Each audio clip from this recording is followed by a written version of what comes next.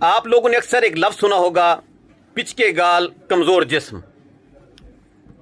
Body builder لوگ breast chest کیسے باہر نکل آتی ہے، مسلز کیسے ہوتے ہیں، وزن کیسے بڑھا لیتے ہیں، فگر کیسے فٹ ہو جاتا ہے۔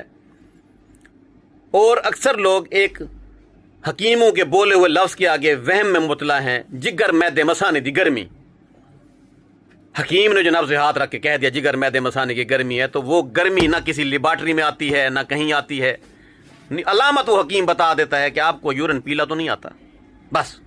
بھئی پاکستان میں گرم ملک ہے، ادھر 75% لوگوں کو یورین پیلا آتا ہے۔ سربیک زیڈ کھا لو اس کے بعد بھی یورین پیلا آ جاتا ہے، کوئی بڑی بات نہیں ہے۔ تو اس پیلے یورین کی وجہ سے آپ لوگوں نے دماغ میں لفظ پیلیا بٹھایا ہوا ہے، ہیپیٹائٹس بی سی بٹھایا ہوا ہے، جگر کے امراض بٹھائے ہوئے ہیں، خوف آپ پر مطلع ہو چکا ہے، پچ کے گال کمزور جسم آپ کا ہو گیا ہے، اچھے خاصے وزنی جوان تھے لیکن آپ سوکھتے جا رہے ہیں۔ ایک ایسی بہترین دوائی بتانے لگا ہوں، اگر آپ نے یہ 1.25 مہینہ استعمال کر لی تو آپ کا بریسٹ یوں ہوگا کہ دنیا دیکھے گی، گال بھر جائیں گے، آنکھوں کے تلے سے ہلکے جو ہے نا یہ ختم ہو جائیں گے، چہرہ سرخ ہو جائے گا، سفید ہو جائے گا، اور یہ جگر میدے مثانے والی گرمی والا معاملہ ختم ہو جائے گا۔ اگر آپ کی آنتوں کے اندر کوئی زخم ہے، اگر آپ کی آنتوں کے اندر IBS اریٹیبل باؤل سنڈروم والا مسئلہ ہے، آپ کو بار بار موشن پخانے آتے ہیں،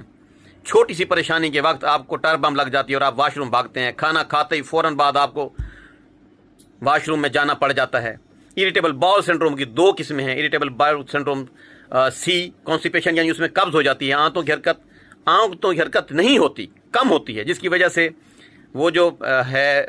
پخانا وہ دیر سے آتا ہے آپ کو اور آپ کو قبض کی شکایت ہوتی ہے۔ ایک ہوتا ہے IBS D irritable bowl syndrome D یعنی ڈائریا،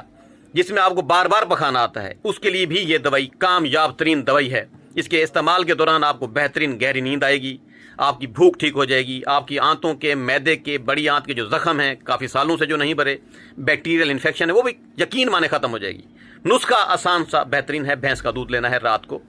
1 کلو دودھ لینا ہے، اس کو ابالنا ہے، آدھا کلو جب رہ جائے اور گرم گرم دودھ کے اندر آپ نے آدھا چمچ ڈال دینا ہے اسبگول کا چھلکا، اور 2 چمچ 3 چمچ آپ نے ڈال دینی ہے اس میں چینی۔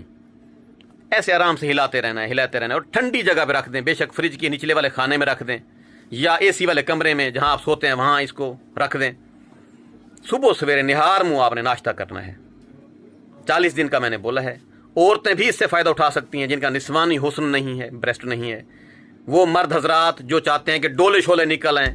وہ بچے، وہ مائیں جو اپنے بچوں کو موٹا تازہ صحت مند دیکھنا چاہتی ہیں، لال گلاب دیکھنا چاہتی ہیں اور چاہتی ہیں ان کے معدے بالکل ٹھیک ہوں، تو یہ نسخہ اسبگول چھلکے والا یہ آپ استعمال کروائیں، 1.25 مہینہ استعمال کریں اور شہزاد حکیم کو دعاؤں میں یاد رکھیں۔